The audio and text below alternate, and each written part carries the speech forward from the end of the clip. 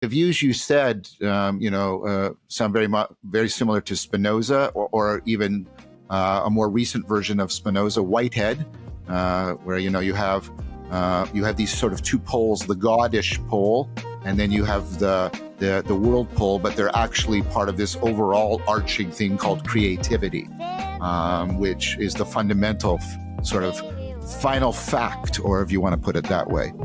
So it sounds very similar to that in a lot of ways. And then that brings me, but by bringing Whitehead in, I mean, one of Whitehead's points is we have to change what we mean by being the creator. And this goes back to Spinoza. One model we have is the artifact, somebody who's creating an artifact, somebody standing outside, like making a table. And the argument from Spinoza onward is that doesn't make sense, because then you get this problem of God and reality being fundamentally separate from each other in a way that you have, by the way, consistently rejected in our conversation. God's not outside, and instead it's more like when you're a poet and the poem, you don't write a poem, the poem writes itself through you. And he says God's more like a poet than an artifact. There's somebody making an artifact. So you get this different notion of creativity. You get this notion of sort of flowing with the poem, if I can put it that way. And that's very prevalent in Faber and his take on Whitehead. It goes back to Spinoza. That's a different notion of creativity.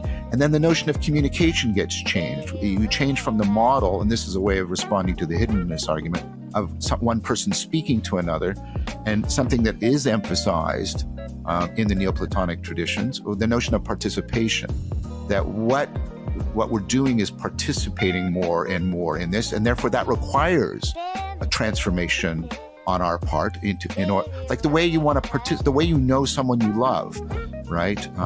They're hidden to you unless you're willing to undergo profound transformations, and whereby you want to participate in their identity. It's not a matter of standard models of communication. And the reason why this works is because that is what the non-theistic sacred traditions talk about. You become one with the Tao, you become one with Brahman, right? And this is a different model. So it's a different model of creativity, right? It's not the artificer, and it's a different model of communication. It's not the speaker, but it's participation.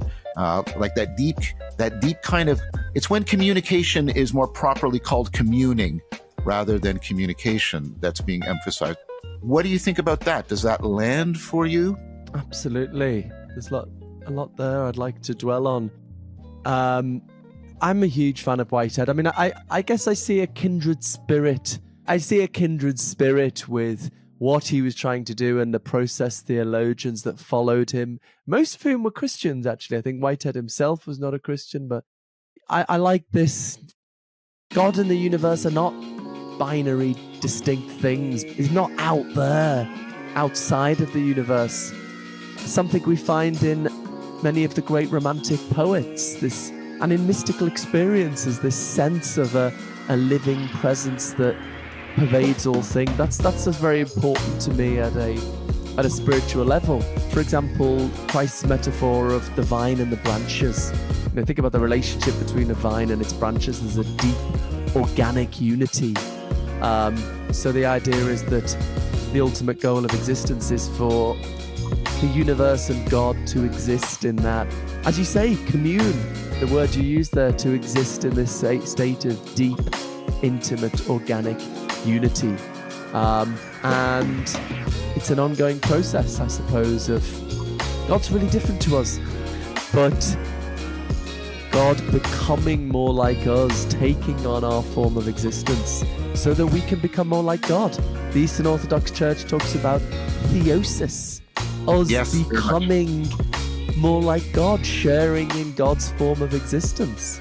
It sometimes shocks people. Is this blasphemous? I don't like all the sin stuff, just trying to, we've been naughty boys, we need to go to hell.